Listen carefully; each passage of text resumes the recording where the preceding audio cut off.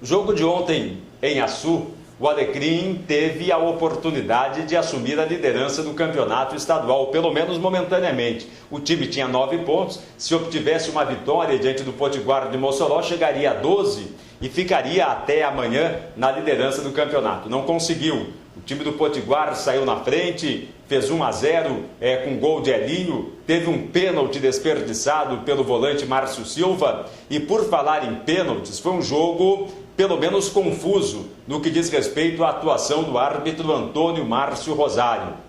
Ele deixou de dar um pênalti que, segundo a crônica que acompanhou o jogo e segundo as pessoas que estavam no estádio Edgar Montenegro, foi claríssimo a favor do Alecrim, e depois, na chamada lei da compensação, acabou dando um pênalti que absolutamente não existiu e que Carioca cobrou, converteu e empatou o jogo. Minimizou a situação do Alecrim neste aspecto de pontuação no campeonato estadual. Mas o Verde poderia ter saído de Açu com uma situação bem mais cômoda na tabela de classificação. Aliás, o jogo de ontem teve lances interessantes. O atacante Williams do Alecrim levou durante o jogo uma cotovelada do volante Márcio Silva.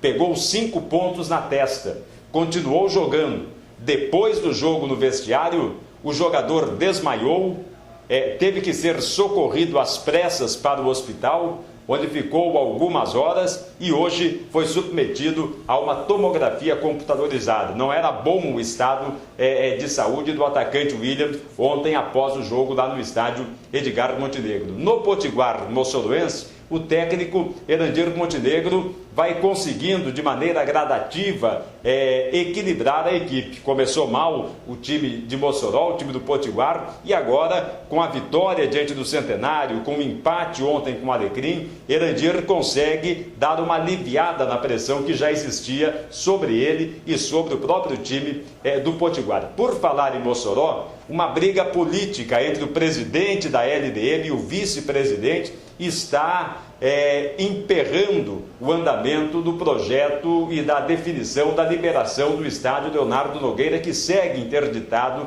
pela FLF.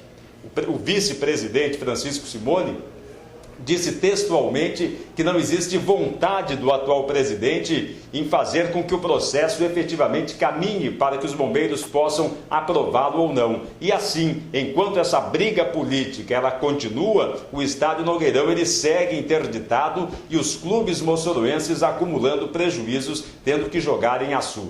Um outro aspecto em relação a esta questão das interdições de estádios veio de Caicó. O deputado Álvaro Dias perdeu uma grande oportunidade de ficar calado.